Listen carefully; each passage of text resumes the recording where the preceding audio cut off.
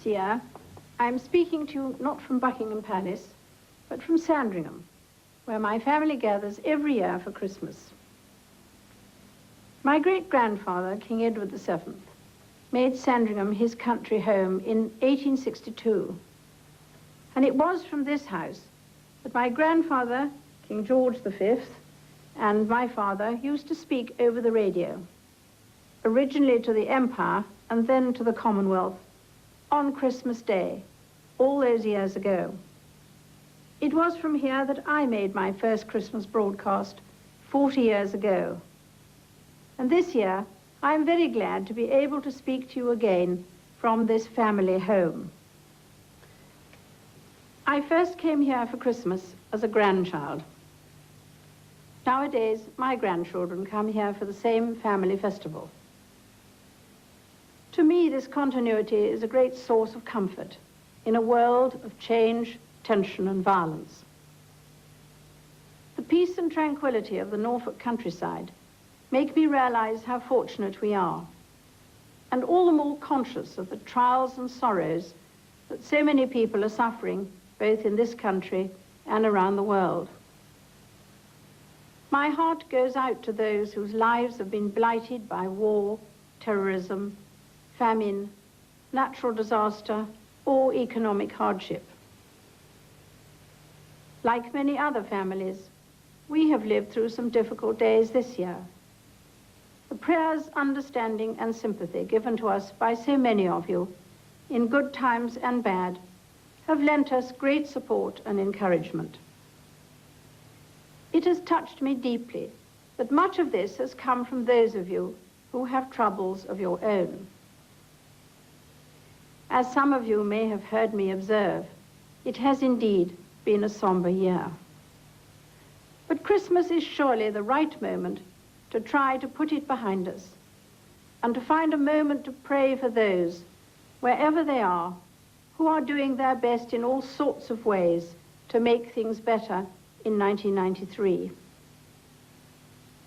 I am thinking especially of the servicemen and women and the aid workers with them, trying to keep the peace in countries riven by strife and to bring food to the weak and innocent victims.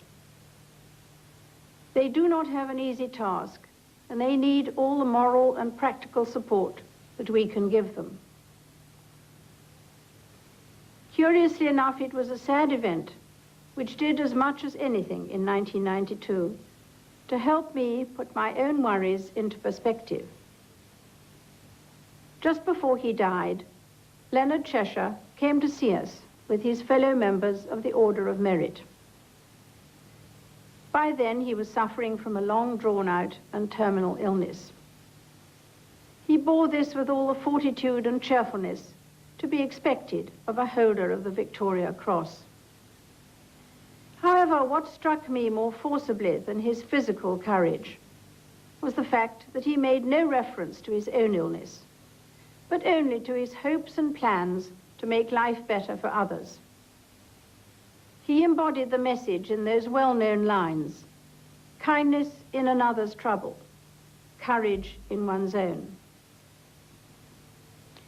One of his Cheshire homes for people with disabilities is not far from this house. I have visited others all over the Commonwealth, and I have seen at first hand the remarkable results of his and his wife's determination to put Christ's teaching to practical effect. Perhaps this shining example of what a human being can achieve in a lifetime of dedication can inspire in the rest of us a belief in our own capacity to help others. Such talents and indomitable spirit are not given to all of us. But if we can sometimes lift our eyes from our own problems and focus on those of others, it will be at least a step in the right direction, and Christmas is a good time to take it. I hope that his example will continue to inspire us all in the years ahead. 1993 will certainly bring new challenges, but let us resolve to meet it with fresh hope in our hearts. There is no magic formula that will transform sorrow into happiness, intolerance into compassion, or war into peace. But inspiration can change human behavior. Those like Leonard Cheshire, who devote their lives to others, have that inspiration. And they know, and we know, where to look for help in finding it. That help can be readily given if we only have the faith to ask.